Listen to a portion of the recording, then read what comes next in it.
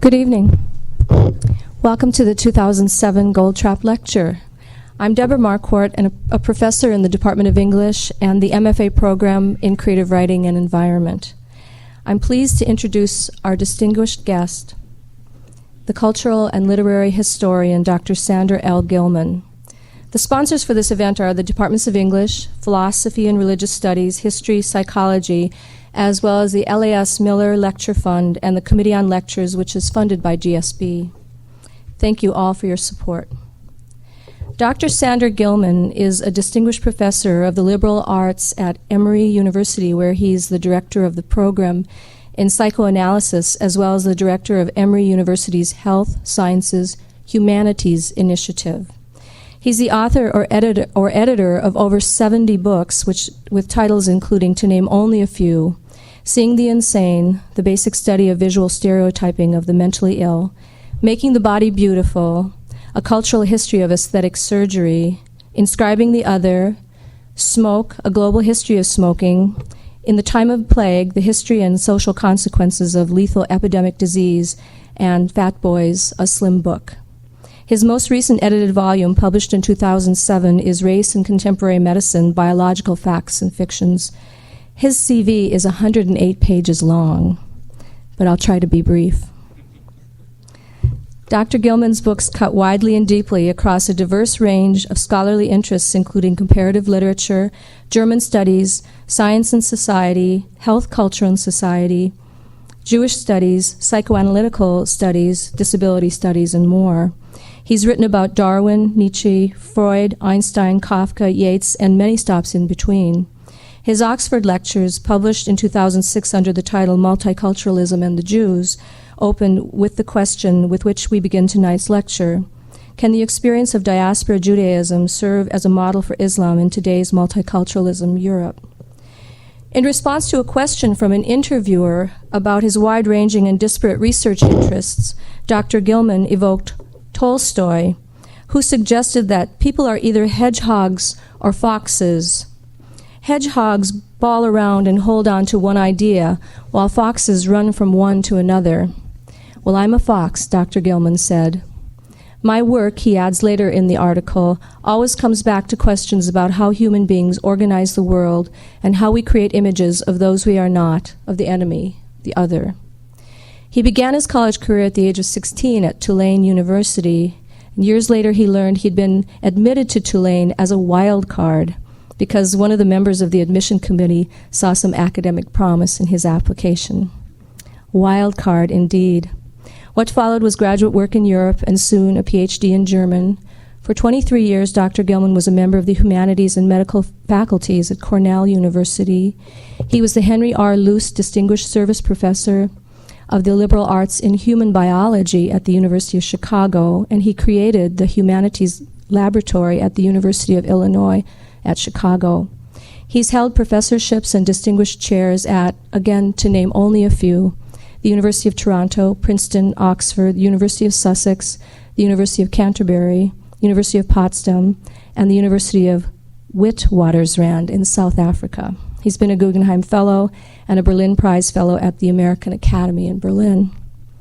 If Dr. Gilman is a self-admitted fox, then perhaps he's also a trickster, as foxes so often are in cultural myths. For as Lewis Hyde reminds us in Trickster Makes This World, the trickster figure often manages the odd double attitude of both insisting that boundaries be respected while working actively to transgress and disturb the established categories of truth. And in doing so, he opens the road to possible new worlds and new ways of thinking. How else could Dr. Gilman have come to be the first non-historian to be awarded the Merz Prize from the German Historical Institute, and the first non-German-born Germanist to be awarded the Alexander von Humboldt Research Prize from the Humboldt Foundation? We're honored to have him here as a guest. Please join me in welcoming Dr. Sandra L. Gilman.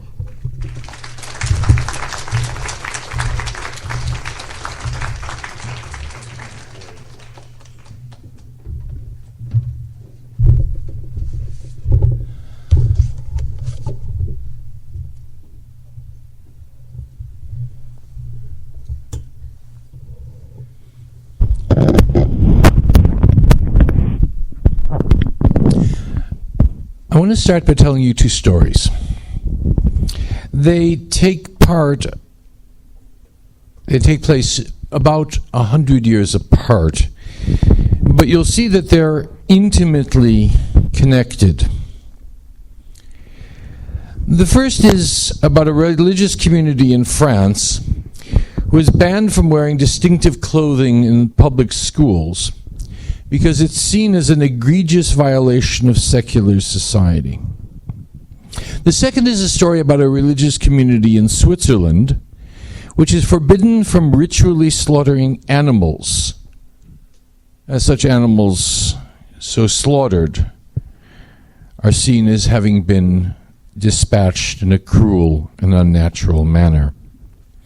The acts, as I've said, take part 100 years apart. The former in France, the latter more than a century ago in Switzerland, where the prohibition against the ritual slaughter of animals still stands. But now my question is, what religious communities am I talking about? In France, at least overtly, the law concerning religious clothing and ornaments in schools covers certainly religiously practicing Jewish men who cover their heads, and perhaps even religiously practicing Jewish married women who cover their hair, as it does the evident target group, Muslim women. Now, the law in France is written in a very PC way. It forbids, for example, the wearing of ostentatious crosses. And I can sort of see the scene at school one morning, and the teacher telling Pierre, you must leave that 6-foot-tall cross in the hall. You can't simply bring that into the classroom. Yeah, that's really going to happen. Now, in Switzerland, the prohibition against Jewish kosher slaughter, which is what the law was intended to prohibit 100 years ago, also seems to cover the slaughter of meat by Muslims who follow ritual practice that results in the equivalent to kosher meat, that is halal meat. Now, I'm going to come back and talk a great deal, actually, about food, one of my all-time favorite topics. But I want to sort of evoke the notion that when you start to think about Jewish ritual practice and Muslim ritual practice, you start to think about it in ways that evoke questions about religious practice in a secular society. Now, that's a very tricky term. And let me start by saying that when I talk about things such as Jewish religious practice, what I'm evoking are sets of practices which are evoked, used to define Jewish religious identity. They differ slightly or radically from Jewish community to Jewish community, and they differ over time, they differ in geography. So when I say things like Jewish ritual practice, I'm making a big generality. But so is the very term of secular society. Secular society is a very tricky concept because it evokes a notion of neutrality and uniformity that in truth does not exist. Secular society, if we think about it, certainly in the West since the Enlightenment, since the 18th century, has as many variations, many flavors and colors, as does the great disparity of ritual practice among Jews. But let me return to a moment to this debate in France in 2004.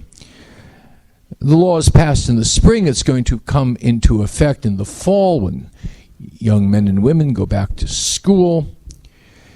And there's a big debate in France as to what distinctive and ostentatious clothing are religious ritual clothing and what clothing, in point of fact, are culturally defined clothing. Thus, the Sikh community in France came to the government and said, is our use of the turban a cultural or is it a religious practice? And the French minister in charge of making that decision said, there's Sikhs in France. Because, of course, the law was focusing on the Muslim, and in France that means North African Muslim community. Religious Jews were also impacted, but Orthodox, modern Orthodox, and traditional Orthodox students in France mainly go to religious schools. They don't go to public schools. I'm saying mainly. Generally go to religious schools, not to public schools. But there'd been an explosion of violence against publicly identified Jews in France over the year or two before. And the chief rabbi of Paris had urged Orthodox Jewish boys to wear head covering, it's mandated, but not to wear religiously identifiable head covering, not to wear the kippah or yarmulke, but to wear an alternative. The alternative of choice in Paris, by the way, and this is, of course, one of the sad statements today on the second evening of the World Series, is a New York Yankees baseball cap. It should have been the Red Sox, of course. It should have been the Red Sox. But so that in point of fact, you could wear a New York Yankees baseball cap, I presume, with the sun visor pulled down to the side or to the back, and be very hip and very Jewish at the very same time. So school opens, and suddenly in Iraq, in Baghdad, in the fall of 2004, two French journalists were seized by Iraqi militants. Now you'll remember this discourse about freedom fries and about the French being cheese-eating, surrender monkeys. Come on, get it right. Cheese-eating surrender monkeys, right? The French were in no way supporting Iraq, but these journalists happened to be there. They were seized. And the people who seized them said that if, in point of fact, the French government dared to ban head coverings, these French journalists would be executed. As with one voice, virtually every Muslim institution in France said, "Get away from us." The liberals and the conservatives said, "You are not speaking for us. This is a question of French rights as citizens in France." The claim suddenly was that the ability to wear religious head coverings was a human right. Nothing to do with Islam. It had to do with being a French citizen.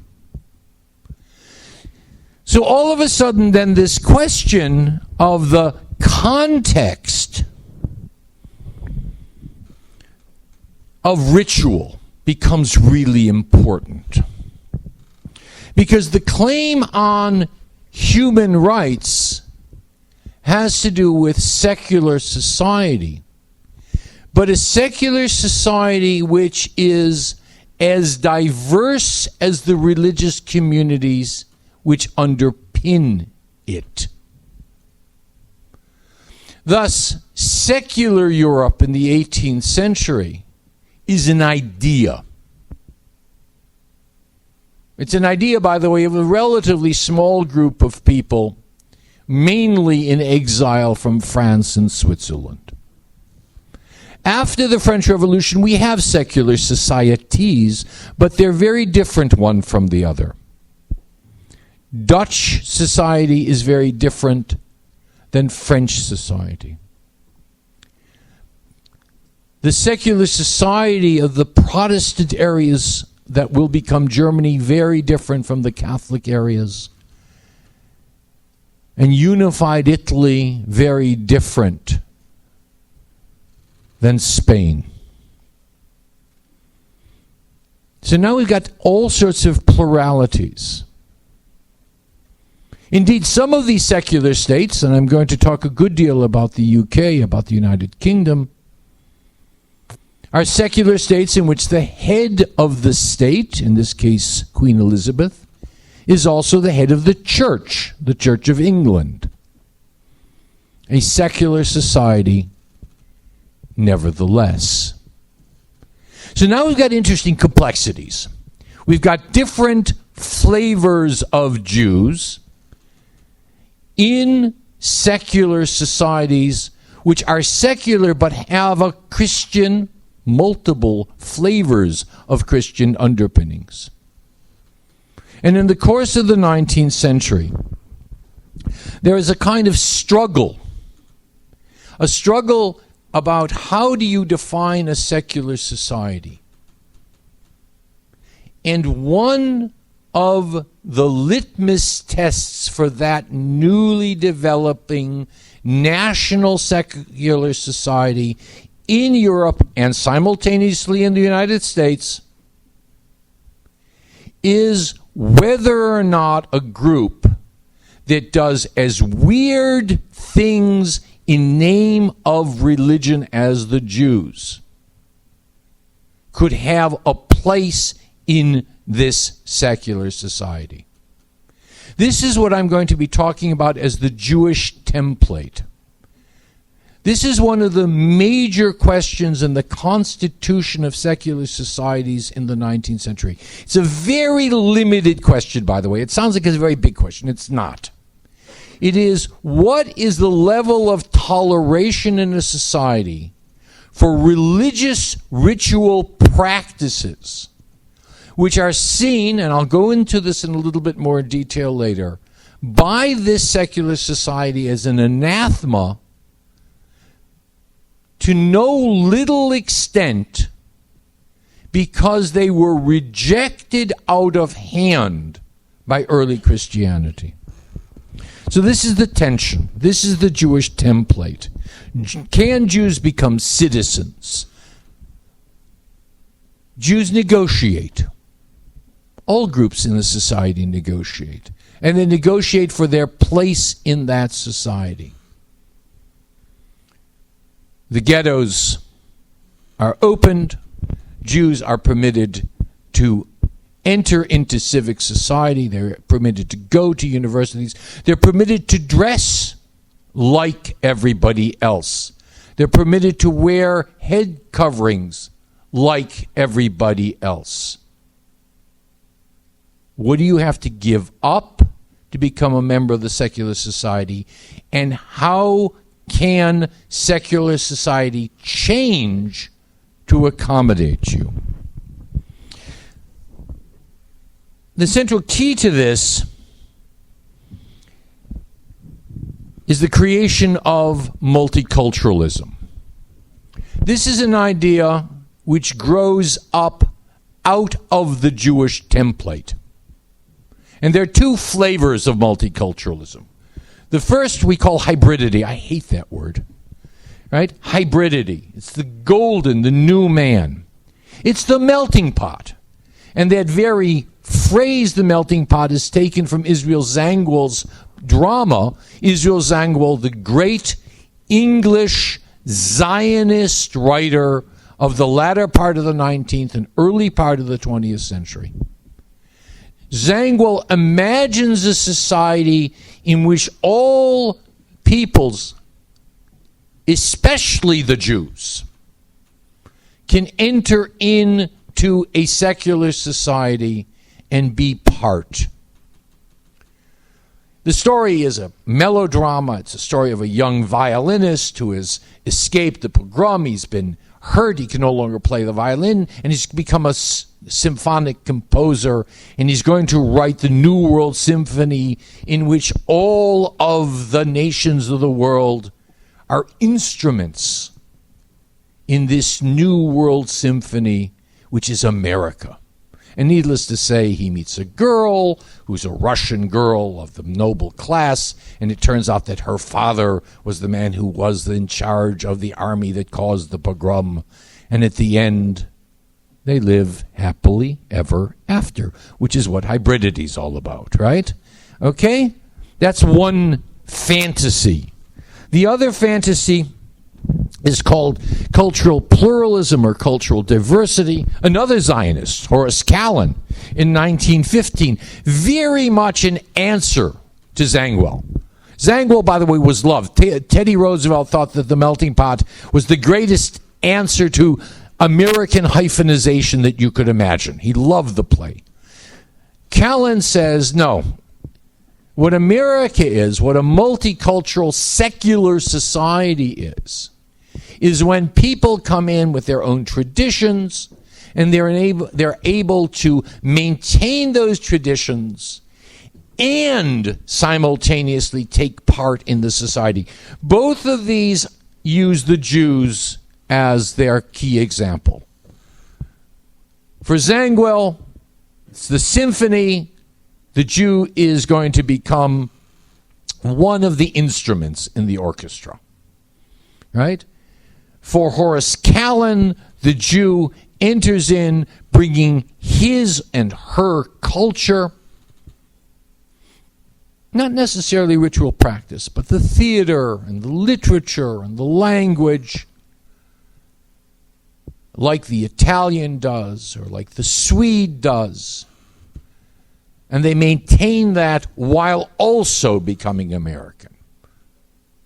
Now, as you can imagine, neither one of these models ever existed purely. There are always compromise formations that we see. But what's important is it's around the notion of Jewish integration that the very idea of multiculturalism is formed. Now, this is 1904, 1916, right before the First World War. Last spring, I found myself in New York. I was staying in a hotel, and as is my wont, in the morning I went down for breakfast. Something I do virtually every day. And I found myself confronted with a multicultural breakfast menu. It was an American breakfast, right? There was a continental breakfast. There was French toast, not Liberty toast, but French toast. There was pancakes, which I read, of course, as Canadian. There were Belgian waffles, and there was a Japanese breakfast. And I said to myself, where are the Jews? So something has happened between the beginning of the 20th century and now. Where have the Jews gone in the multicultural world? Where are they? The Jews, in a sense, have vanished. When we talk about multiculturalism, when we talk about the secular society, we don't think about the Jewish template any longer. We, on the contrary, begin to think about the Jews as somehow or another no longer present First of all, the Jews are too successful. In 2007, they've become too white, too successful to become multicultural. They are, in other words, too secular, even if they are too religious. But that's not all. They're also simultaneously the ultimate victim. The example of what happens when everything really, really goes wrong in a secular society. The Jews vanish because they seem to be extreme. But I want you to think about that. If, in point of fact, the Jews are, in a sense, the litmus test for a secular society, here we have the two possible ends. Successful negotiation to the point of total assimilation and destruction, at least in our fantasies. Can we imagine a Jewish multiculturalism? Well, certainly contemporary 21st century multicultural writers, and I'm going to focus here on Muslim writers, think about the Jews as, in an odd way, the template for Muslims in the Western diaspora. Either through the model of hybridity, Monica Ali's great novel, Brick Lane, about the street in the East End of London, which was a Huguenot street in the 18th century, a Jewish street in the 19th century, and today a Muslim street, a Bangladeshi street. By the way, this is the last Jewish business left in Brick Lane. It is the bagel shop. The bagel shop. Right? Open 365 days a year. It's the only place at 4 o'clock in the morning after a party you can get something to eat in London. The Jews are the model. They were here. They made good. They thrived, one character says. Are we going to become like them? The other fantasy within this Muslim way of thinking about multiculturalism and the Jews is Salman Rushdie, who in The Moor's Last Sigh, a novel about Jews and Catholics and Muslims in India, has his protagonist be a aging, deformed, ill individual, a Jewholic Anonymous, a Cath Jew nut, a stewpot, a mongrel cure. Hybridity, the ultimate multicultural man. Jew, Muslim, and Christian simultaneously. Not a pretty sight. So Muslims have a sense in this new multicultural world that the Jews were there, and that they've in some way served as a kind of model for good or for ill, for what can happen. And I want to actually evoke a writer who thinks about where the Jews are. And that writer is actually in a quite different diaspora. And that is the diaspora of India in the 20th century. I'm using him because we don't think about the world's greatest democracy as a land which is inherently multicultural, but it is. And Nizam Ezekiel, born a Jew in Mumbai, is an example of how Jews negotiate in a very different multicultural world. I will come back to Europe and the United States. And think about their position within this secular world of India. I went, he writes, to a Roman Catholic school, a mugging Jew among the wolves. They told me I had killed the Christ. That year I won the scripture prize. A Muslim sportsman boxed my ears. It's an odd world in which Jews go to Catholic schools, as do Muslims, in a world, of course, in which the majority religion is Hindu. And the Jews negotiate their space. Nizim Ezekiel thinks about his religion. Well, that's about all. I don't think there was much that struck me as solemn or beautiful. Mostly we were amused, and so were the others. Who knows how much belief we had. Even the most orthodox, it was said, ate beef because it was cheaper. Why was it cheaper in India? Because Hindus don't eat beef. And some even risked their souls by relishing pork. The Sabbath was for betting and swearing and drinking. Nothing extravagant, mind you, all in a low key and very decently kept in check, my father used to say. Those Orthodox chaps certainly know how to draw the line in their own crude way.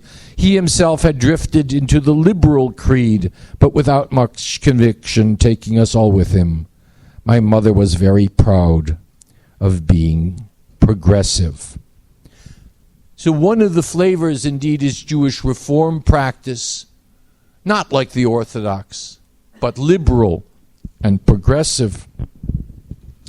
But it is this in this world that the Jews and the Muslims both function as minorities.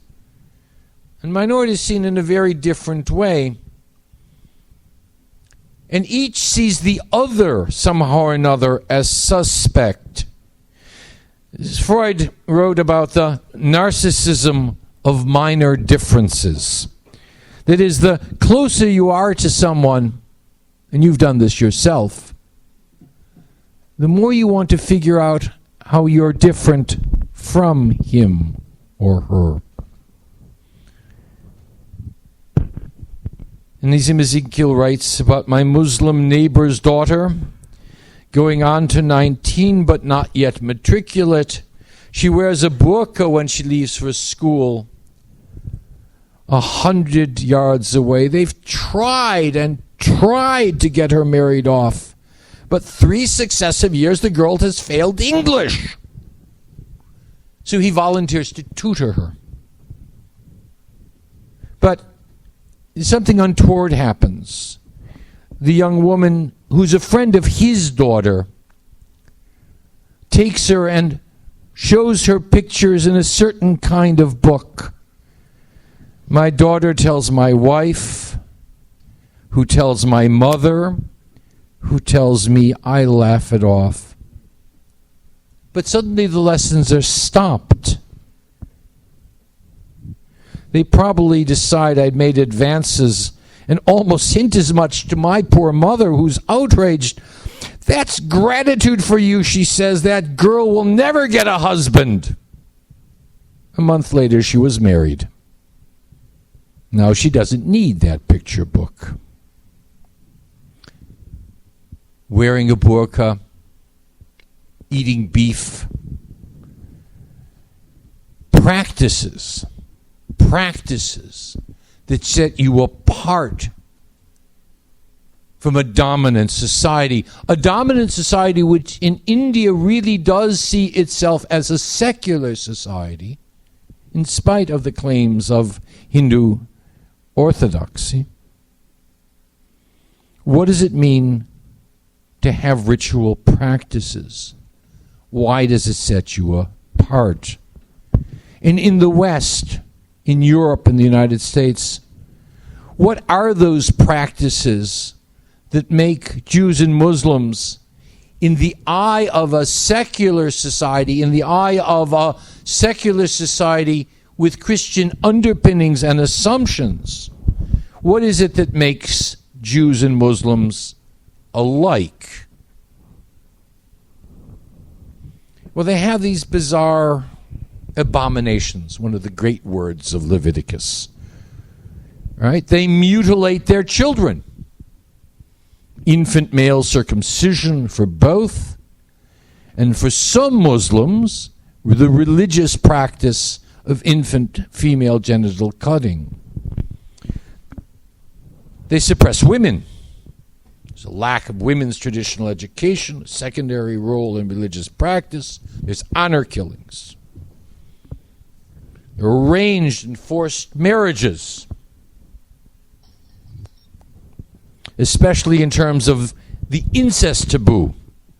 There are marriages with cousins. As I've mentioned, they barbarically torture animals. They cut the throats of unstunned animals, allowing them to bleed to death.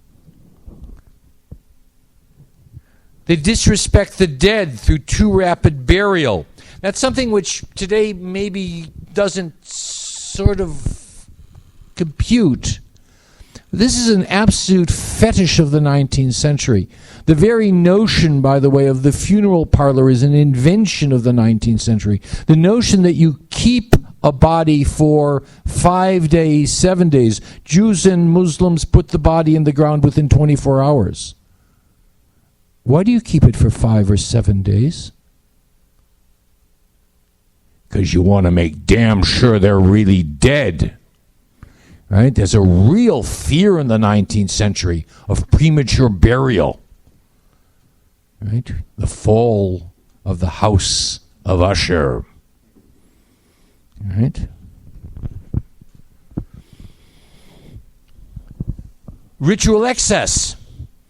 The Jews in Purim are commanded to drunkenness. And every evening during Ramadan, there is feasting. Both, of course, exaggerated from the standpoint of this secular society, but both seen as some or another not quite decorous. This odd notion that both Jews and Muslims have against the making of images. Big conversation in the 19th century about whether or not people in a culture can be really cultured if they have a problem with art. And as we began, that weird notion that they have these patterns of clothing that signal both religious affiliation and have religious significance. Now, in the 18th century, Gotthold Lessing wrote a play called Nathan the Wise.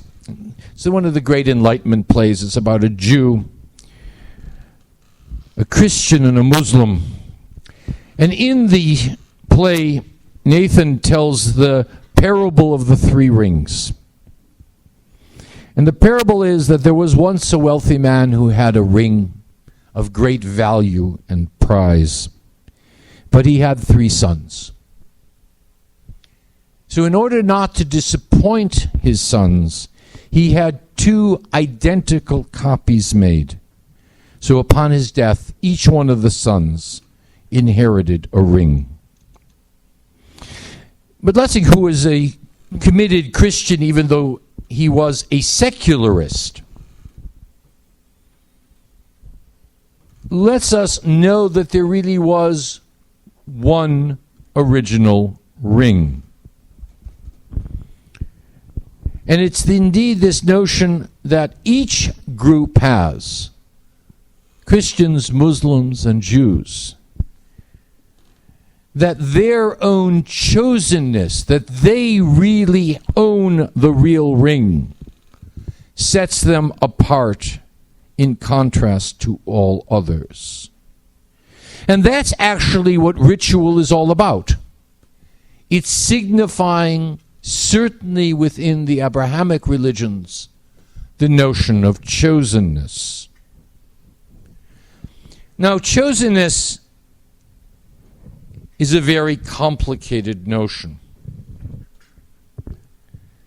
as is human rights. And I want to end with a case study. And I began with it in an odd way, too. And that has to do with the ritual slaughter of animals for human consumption. The notion that Jews have a human right to slaughter animals is raised really just at the very beginning of a discourse of human rights in 1945. Jewish ritual practice was argued, much like, by the way, the argument about the wearing of head coverings in France in 2004, was seen as a human right, not just as a religious obligation. Ritual slaughter is one of the most controversial issues in the West concerning both Jews and Muslims. In the 19th century, there are detailed arguments. This caricature, by the way, this image, by the way, is a 17th century image about ritual slaughter that defines the Jew. The Jew undertakes ritual slaughter in a way that shows his unethical position. It is, to quote a scientist of the 19th century, Ferdinand Huppe, a crude and most disgusting method. The animal bleeds to death with cramps that are so horrible that any feeling human being who has seen it once must turn from such primitive and disgusting techniques with abhorrence. You've got to stun an animal, because if you don't, you show your character. And this is what it's all about in the 19th century. The opposition to ritual slaughter is the opposition to the very nature of the Jews. The cry against ritual slaughter, one commentator wrote in 1894, is the best-loved sport of the modern persecutor of the Jews. And certainly it is no accident that the most repulsive of the Nazi anti-Semitic films, Fritz Hippler's The Eternal Jew from 1940, concludes after an hour and a half of ranting about the Jews with a scene representing ritual slaughter. This caricature, by the way, of David slaughtering Goliath is taken from a Swiss periodical at the time when the Swiss were debating banning ritual slaughter, which they did, and where it is still banned. But it's exactly in this moment, in the last third of the 19th century, that one other accusation reappears.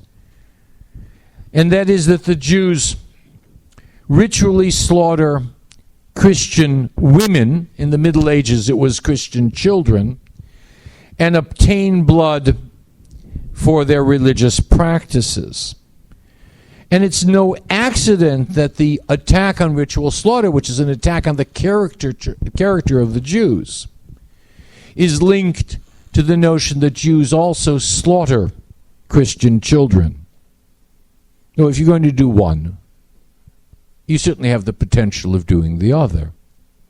And, by the way, ritual slaughter scenes in the 19th century, which deal, by the way, not at all with children. They're all with post-pubescent women, which is quite interesting, Christian women, are all represented in terms of the ritual slaughter, the knife across the throat, the cramps and the bleeding that are associated with ritual slaughter. In other words, it ain't a good thing. So Jews are confronted with a sign, a public sign, of the fact they don't fit into secular society. Right? And so there's a big debate in the middle of the 19th century. Big debate. This is primitive. This is ancient. We should give it up. No, it's part of the ritual that defines us as Jews. We must maintain it. But something odd is happening in the 19th century that is tied to the notion of secularization in Europe and the United States.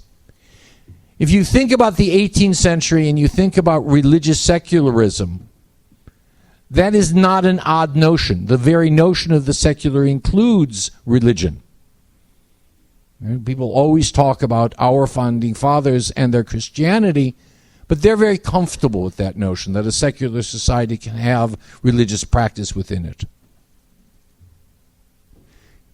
100 years later, religion has been displaced within these debates by science. And part of the secularization of the 19th century in Europe and the United States is the notion that science provides the sort of answers that religion doesn't. So why is it a surprise to us that Jews say, oh, come on now, you just misunderstood it. Moses was the first hygienist. The laws of the Bible, in point of fact, are the laws of hygiene. Why don't the Jews eat pork? Because it gives you trichinosis. Why do the Jews slaughter ritually?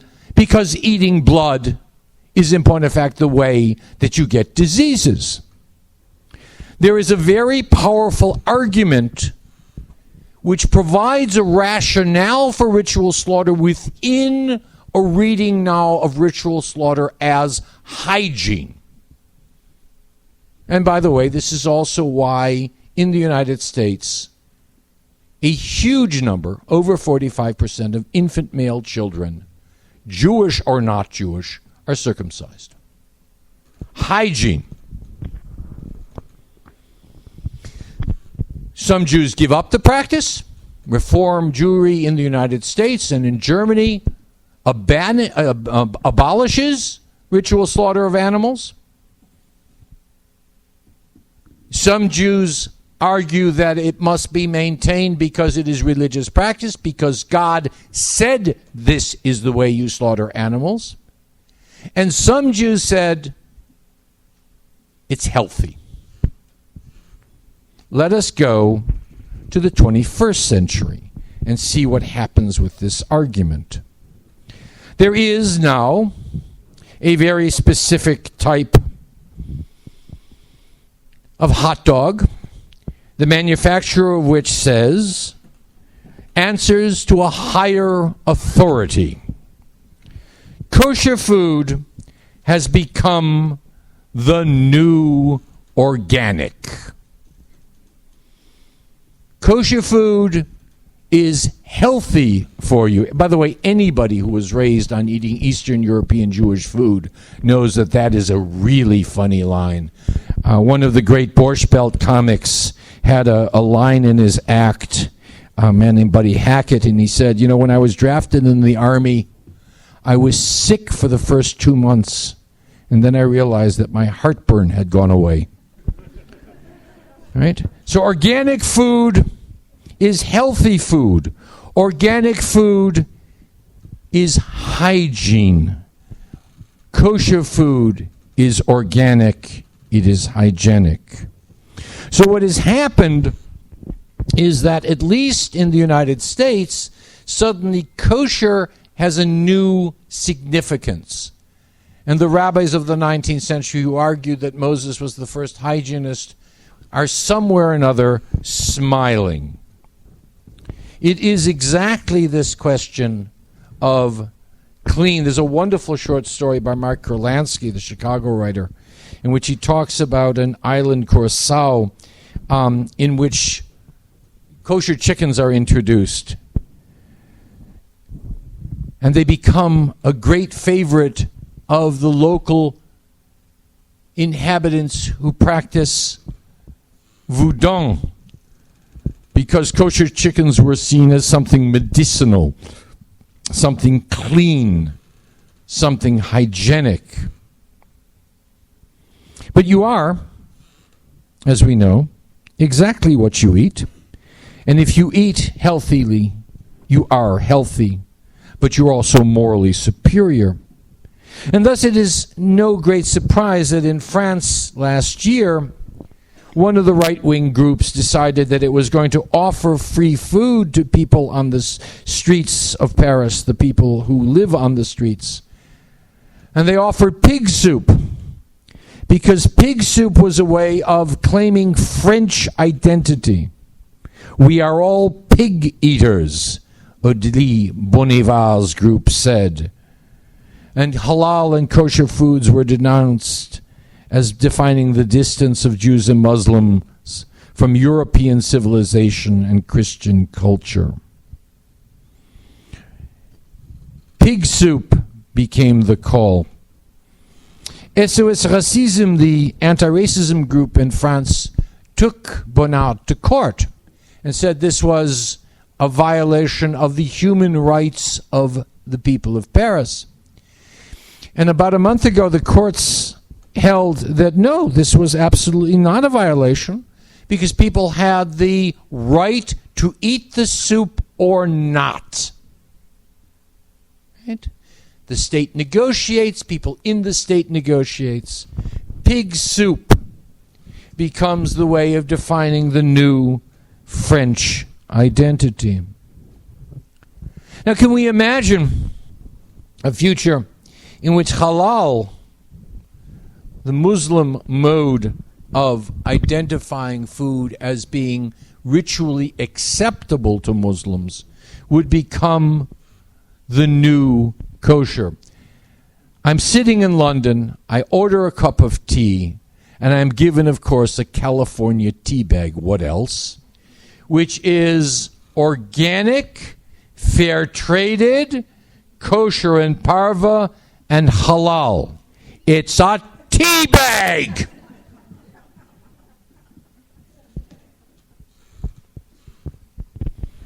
Okay. Now, I've been talking about similarities, right? And I've been lumping, right? So I've been talking about Muslims as if they were a group. And certainly the South Asians in England are very different from the Turks in Germany, are very different from sub-Saharan Africans who are Muslims in Italy, are very different from the Moroccans and the Moluccans in Holland, are very different from the North Africans and the Somalis in France. There is much difference among them as among the Jews, as among secular society. But there is a substantial difference among Jews and Muslims. First of all, simply numbers, right? I mean, people are going to say to me, look, there have never been large amounts of Jews in Europe. In France today, for example, there are about 600,000 Jews. Again, accept that as a kind of a lumping statement, and about 6 million Muslims, right? In Germany today, there are maybe 150,000 Jews after the Holocaust, and 4% of the German population, about 3 million people, are Muslim. And in Britain, about almost 3% of the population, also about 1.5 million people, are Muslim. Again, different flavors, different belief systems, different levels of negotiating with society, and different abilities for the society itself to negotiate. The population is different, but there is also a fairly different level of awareness of what it means to have a religious identity. And this is a chart taken from the UK. Jews and Muslims have different ways of thinking about their religious and religio-political identity, because that's the only other thing that has happened in Europe, which is that while Muslims have come from various parts of the world, as do Jews already in the 19th century began to think of themselves as a religious community, not as having any national origin. Thus, the presence of Sephardi Jews in England is one of the primary reasons that the British eat fish and chips. By the way, it's also the reason that in Japan, tempura exists, because of the Portuguese. It's one of those wonderful examples of what happens when things become absorbed into a culture. And today, young Muslims certainly in the UK, in France, and in Germany, think of themselves as belonging to a virtual ummah, a virtual community that is no longer bound to a national identity. Thus, they don't think of themselves as Bangladeshis in England. They think of themselves as Muslims, as the Jews of England think of themselves as Jews. But the Muslims do come out of a world where they have had a colonial experience, and they bring that with them into this notion of the virtual ummah, the community. Jews,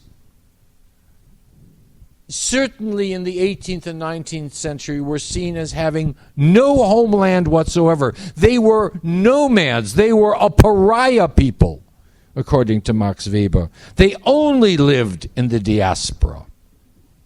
And thus they were different from any other people in Western Europe, except maybe the Roma, the Gypsies.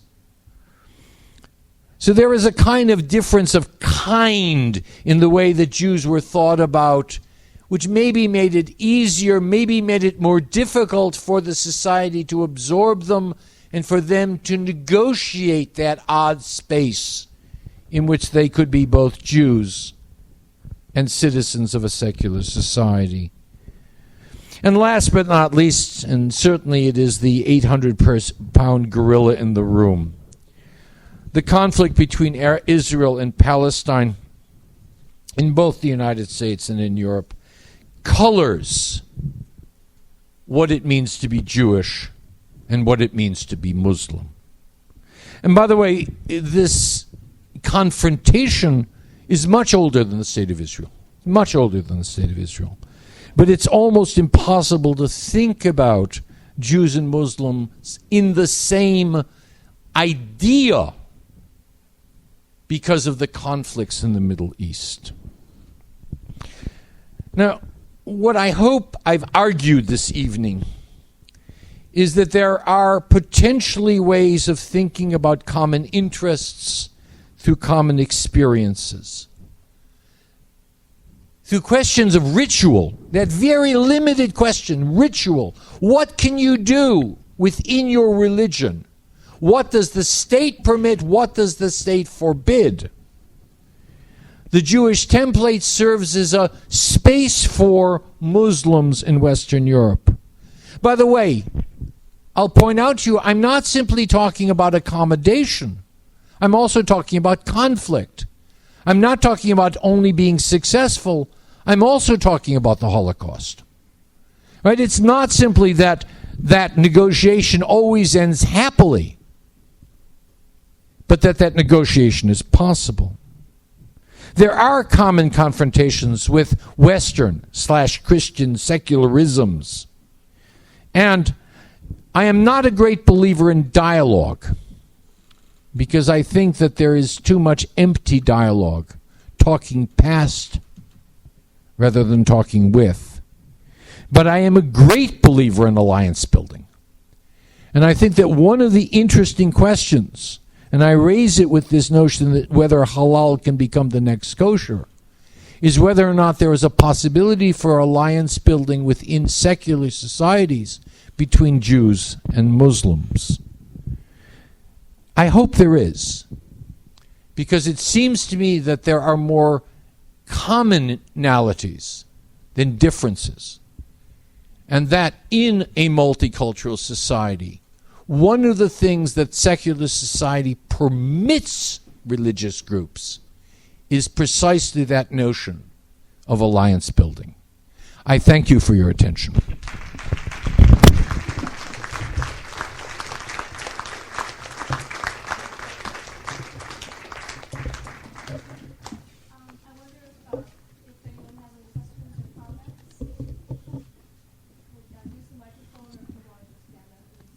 Objections. Objections are good too.